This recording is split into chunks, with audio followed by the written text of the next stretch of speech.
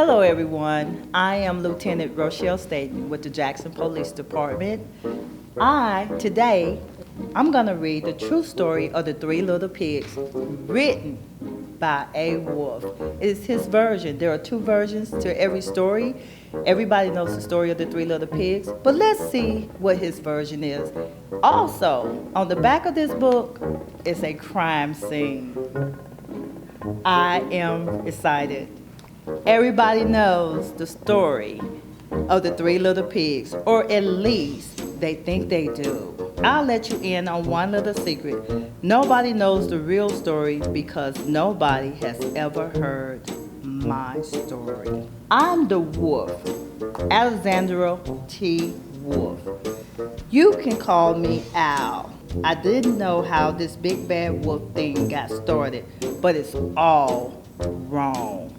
Maybe because of our diet?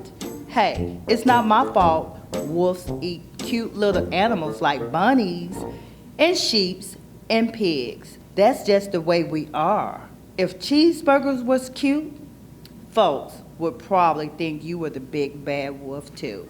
But like I was saying, the whole big bad wolf thing is all wrong. The real story is about a sneeze and a cup of sugar. This is the real story. Way back, and once upon a time, I was making a birthday cake for my dear old granny. I had a terrible sneeze cold. I ran out of sugar. So I walked down the street to ask my neighbor for a cup of sugar. Now this neighbor was a pig, and he wasn't too bright either. He had built his whole house out of straw. Can you believe it? I mean, who in his right mind will build a house out of straw?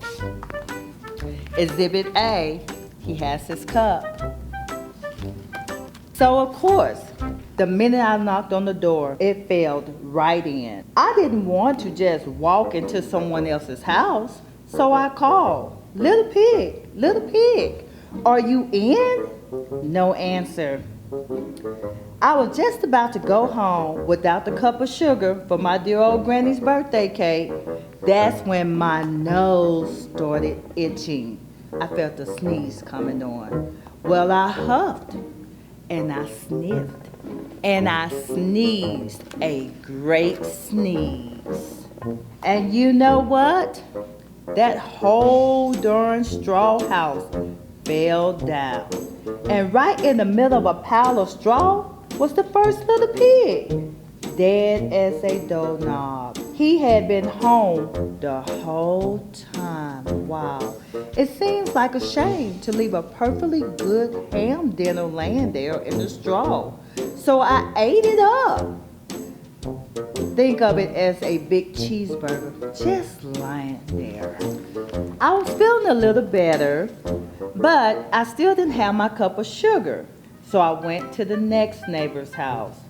This neighbor was the first little pig's brother. He was a little smarter, but not much. He had built his house of sticks. I rang the doorbell on the stick house. Nobody answered. I called, Mr. Pig, are you in? He yelled back, go away, wolf. You can't come in. I'm shaving the hair off of my chinny chin chin. I had just grabbed the doorknob when I felt another sneeze coming. I huffed and I sniffed. And I tried to cover my mouth, but I sneezed a great sneeze. And you're not going to believe it, but this guy's house fell down just like his brothers. When the dust cleared, there was the second little pig, dead as a doorknob. Wolf's honor. Now, you know food will spoil if you just leave it out in the open. So I did the only thing there was to do. I had dinner again. Think of it as a second heaven. I was getting awfully full, but my cold was feeling a little better. And I still didn't have that cup of sugar for my dear old granny's birthday cake, so I went to the next house. This guy was the first and the second little pig's brother. He must have been the brain of the family. He had built his house of bricks. I knocked on the brick house.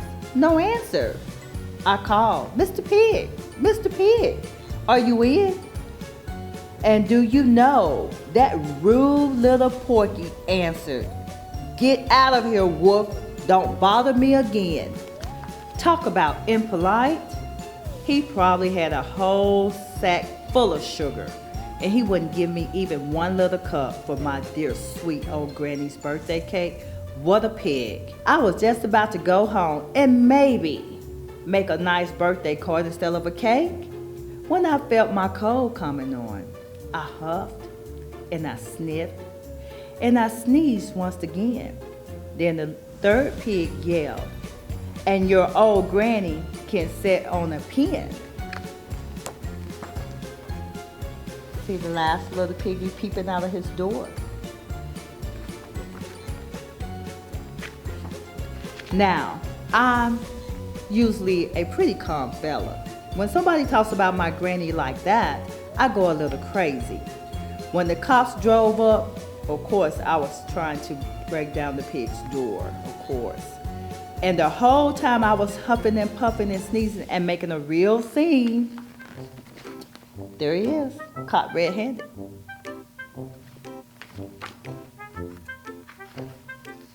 The rest, as they say, is history. The news reporter found out about the two pigs I had for dinner.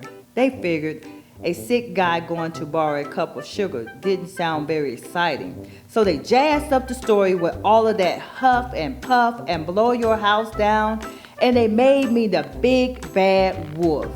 That's it. The real story. I was framed. But maybe you can lend me a cup of sugar.